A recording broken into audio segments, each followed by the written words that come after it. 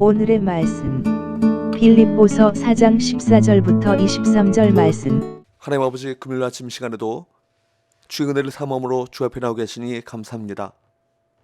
이 시간에도 우리 모두에게 말씀을 통해 하나님의 음성을 들려주옵소서. 예수님의 거룩하신 이름으로 기도하옵나이다. 아멘. 할렐루야. 성도 여러분, 오늘 하루도 여러분 삶에 하나님의 은혜와 평강이 넘쳐나길 축복합니다. 오늘 우리에게 주시는 하나님의 말씀은 빌립보서 4장 14절에서 23절까지의 말씀입니다.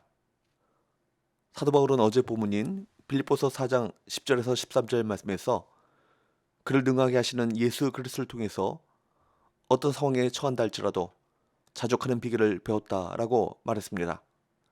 이 말은 바울에게 선물이 필요하지 않다거나 물질적으로 여유를 즐기고 있다, 그런 뜻이 절대로 아니죠. 그래서 오늘 본문에서는 14절 말씀에 그러나 라고 시작하고 있습니다. 14절, 그러나 너희가 내 괴로움에 함께 참여하였으니 잘하였도다.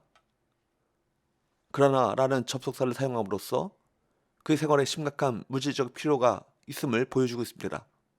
그리고 빌립보 교회가 사도 바울을 물질적으로 도운 것을 가리켜 뭐라고 말하고 있습니까? 내 괴로움에 함께 참여하였으니 라고 말했습니다. 여기 14절에서 사도 바울이 말하고 있는 내 괴로움은 바울이 현재 당하고 있는 고통, 구체적으로 말해서 지금 감옥에 수감되어 고생하고 있는 것을 말씀하고 있습니다. 빌립보 교인들은 이미 여러 차례 사도 바울에게 필요한 것들을 모아서 보내주었습니다. 바울은 10절에서 이 일로 크게 기뻤다고 말했습니다. 10절, 내가 주 안에서 크게 기뻐함은 너희가 나를 생각하던 것이 이제 다시 싹이 남이니 너희가 또한 이를 위하여 생각을 하였으나 기회가 없었느니라. 본문에서 우리는 사도 바울에 의해서만 감동을 받는 것이 아니죠. 빌립보 교회가 또한 감동으로 다가옵니다. 바울은 빌립보 교회가 자신을 도왔던 사실을 정말로 잊을 수가 없었습니다. 그래서 당시 비교적 부자교였던 고린도 교회에게 기근을 당한 예루살렘에 헌금을 보내라고 권면하면서 빌립보 교회에 대해서 언급하고 있습니다. 고린도후서 8장 1절에서 2절 말씀을 보게 되면, 형제들아, 하나님께서 마게도냐 교회들에게 주신 은혜를 우리가 너에게 알리노니 환난의 많은 시련 가운데서 그들의 넘치는 기쁨과 극심한 가난이 그들의 풍성한 연보를 넘치도록 하게 하였느니라. 여기 고린도후서 8장에서 마게도냐 교회가 어떻게 자신을 도왔는지를 말하고 있는데, 여기 마게도냐 교회들은 빌립보 교회를 말하죠. 빌립보 교회는 큰 환난과 시련을 겪고 있었고 극심한 가난에 쪼들린 사람들임에도 불구하고 바울의 선교 사역에 동참했음을 말씀하고 있습니다. 헌금은 큰 환난과 시련을 겪고 있고 극심한 가난에 쪼들렸던 그들에게서만 왔던 것이죠. 그것도 기쁨이 넘치고 넉넉한 마음으로 왔습니다. 그러니 빌립보 교인들이 보내준 헌금을 받아든 사도 바울의 마음이 어떻겠습니까? 바울은 자신이 받은 선물 때문이 아니라 빌립보 성도들이 자신의 고난에 동참했기에 잘했다고 칭찬합니다. 14절, 그러나 너희가 내 괴로움에 함께 참여하였으니 잘하였도다. 그리고 빌립보 교인들이 과거에 베푼 도움을 지금도 기억하고 있음을 알고 있습니다. 15절, 빌립보 사람들아, 너희도 알거니와 복음의 시초에 내가 마게도냐를 떠날 때 주고받는 내 일에 참여한 교회가 너희 외에 아무도 없었느니라. 여기 복음의 시초란 바울이 빌립보에 처음 방문했을 당시, 즉 2차 전도 여행을 하던 때입니다. 16절, 데살로니가에 있을 때에도 너희가 한 번뿐 아니라 두 번이나 나의 쓸 것을 보내었도다. 바울은 빌립보를 떠나 데살로니가로 갔는데 빌립보 성도들은 그때도 두 번이나 바울이 쓸 것을 보냈습니다. 그런데 이것은 거의 12년, 13년 전의 일입니다. 바울은 빌립보 성도들에게 자신을 위해 모금할 필요가 없다고 하면서도 10년도 지난 과거에 그들이 자기에게 베풀었던 호의를 기억하며 감사를 표현하고 있습니다. 이처럼 바울은 자신의 유익이나 편리가 아니라 성도들의 신앙과 영적 건강에만 관심을 집중했습니다. 이렇게 빌립보 교회와 바울은 서로 힘이 되어주는 감사와 사랑의 관계를 유지했습니다. 이것이 주님 안에서 함께 교제하는 성도 사이에 이루어져야 할 이상적인 관계인 것입니다. 17절, 내가 선물을 구함이 아니요 오직 너희에게 유익하도록 풍성한 열매를 구함이라. 바울은 다시 내가 선물을 구함이 아니다 라고 하면서도 빌립보 성도들이 이미 보낸 재물에 대해서는 감사를 표현하고 있습니다. 18절 내게는 모든 것이 있고 또 풍부한지라. 에바브로디도 편에 너희가 준 것을 받음으로 내가 풍족하니 이는 받으실 만한 향기로운 재물이요 하나님을 기쁘시게 한 것이라. 그러면서도 바울은 자신이 더 많은 것을 기대한다는 오해를 받지 않도록 조심스럽게 글을 쓰고 있습니다. 내게는 모든 것이 있다 라는 이 말은 원어상 완불되었다 라는 뜻의 상업 용어입니다.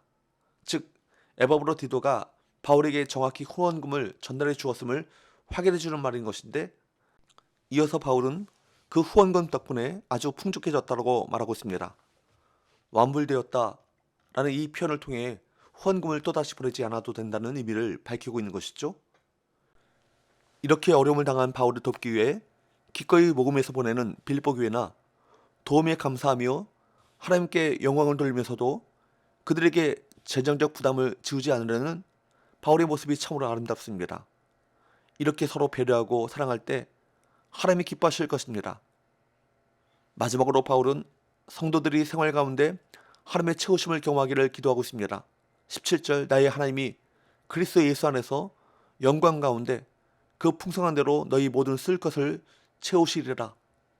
특별히 바울은 나의 하나님이 라고 하는 이 표현을 썼는데, 이는 자신이 경험한 하나님의 공급을 빌립보 교회도 동일하게 경험하기를 바랐기 때문입니다. 하나님은 우리의 후원과 섬김을 통해 역사하십니다. 비록 그것이 우리가 모은 물질이더라도 우리에게 생명과 능력을 주신 하나님이 우리에게 허락하셨기에 우리가 마음과 물질을 다른 이들과 나눌 수 있는 것입니다. 20절 하나님 곧 우리 아버지께 세세무궁하도록 영광을 돌릴지어다. 아멘. 바울은 하나님은 우리 아버지라고 고백하고 있는데, 이는 아버지가 자녀들의 쓸 것을 채우실 것이라고 하는 믿음의 표현이죠. 바울은 이 모든 것을 통해 하나님께 영광을 돌리고 있습니다. 이렇게 서로 사랑하고 섬기는 교회는 그 자체로 하나님의 영광입니다. 마지막으로 바울은 문안 인사를 합니다. 21절 22절 그리스도 예수 안에 있는 성도에게 각각 문안하라. 나와 함께 있는 형제들이 너에게 문안하고 모든 성도들이 너에게 문안하되 특히 가이사의 집 사람들 중 몇이니라. 특별히 여기서 가이사의 집 사람들 중 몇이 빌립보 성도들에게 문안을 전한다는 이 구절이 눈에 띄고 있습니다. 이는 로마의 황실에도 그리스도인들이 생기기 시작했다는 사실을 보여줍니다. 바울의 사역은 이처럼 옥중에서도 하나님의 영광을 드러내고 있었고, 빌립보 교회는 그 사역을 사랑으로 후원하고 있었습니다. 이것이 바로 이 세상 가운데 하나님의 영광을 나타내 보이는 교회의 모습인 것입니다. 바울은 궁핍하게 생활하는 중에도 자신보다 빌립보 성도들이 하나님의 풍요를 누리기를 기도했습니다. 또한 빌립보 성도들은 바울을 어떻게든 돕기 위해 기꺼이 자기의 것을 내어놓았습니다. 이렇게 서로 사랑하고 배려하는 모습은 하나님께 기쁨이 되었을 뿐 아니라 복음이 로마 제국의 심장부까지 파고들어가는 동력이 되었던 것입니다. 이런 사랑과 섬김이 우리 교회 가운데 나타나기를 기도하고 소망합니다. 기도합시다. 하나님 아버지, 주님께서 내게 베푸신 사랑과 은혜 때문에 주 안에서 기쁨을 누리는 자들이 되게 하시고, 그 기쁨과 감사로 주님 앞에 자원하여 주님께 드림으로 그 헌신이 주님 앞에 향기로운 제물이 되게 하여 주옵소서. 예수님의 거룩하신 이름으로 기도하옵나이다. 아멘.